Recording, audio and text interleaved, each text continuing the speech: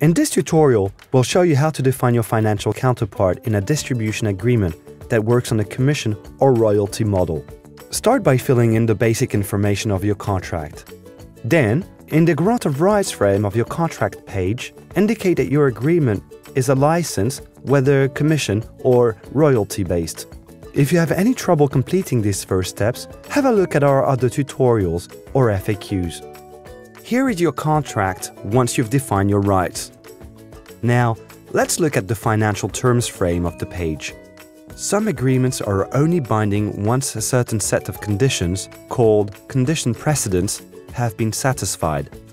You can add such condition precedents to your contract simply by clicking on the plus button in the condition precedents subframe. Then, by clicking on the empty text box, you'll make a pop-up appear. Here, you can indicate the name of your condition precedent, the receipt of a particular agreement for instance, and indicate the date upon which you expect it to be satisfied.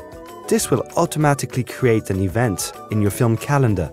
That way, you'll be informed when the deadline for that condition precedent approaches.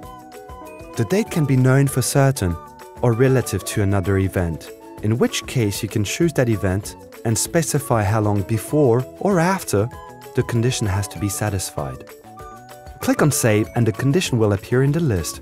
Once it is satisfied, simply check the box on the far right, and when all the boxes are checked, Movie Chainer will tell you that the contract is fully enforceable.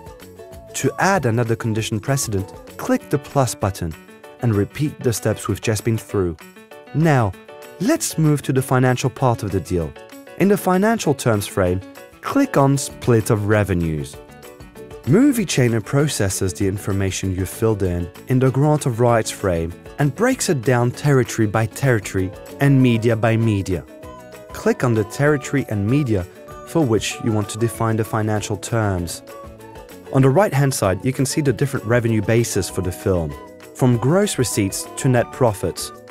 If you've already allocated a share of the revenues to the other parties of your contract, that share of revenue will appear as a block of color.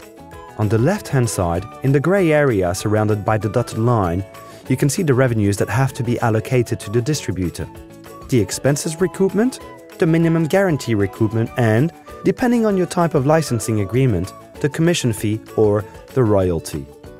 To define these elements, simply drag and drop them on the adequate revenue basis. For a commission-based agreement, drag and drop the commission fee box on the adequate revenue basis.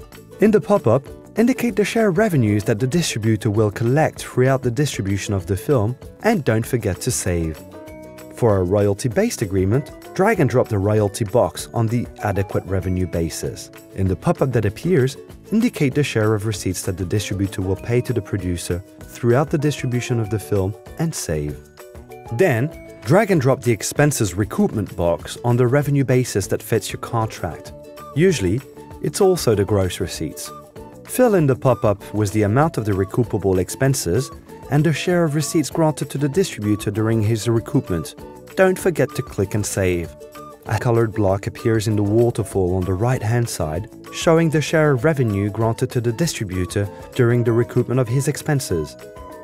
Finally, the minimum guarantee is usually recouped on the gross receipts of the film. So all you need to do is drag and drop the minimum guarantee recoupment box on the gross receipts basis. You have to indicate two things in the pop-up. The first is the amount of the minimum guarantee that has to be recouped. The second is the share of receipts granted to the distributor while he recoups his minimum guarantee. Don't forget to click and save. A colored block appears in the waterfall. It shows the share of revenues granted to the distributor during the recoupment of his minimum guarantee. All the financial terms for your contract have been saved. We hope this tutorial has been helpful. Thank you for using Movie Chainer.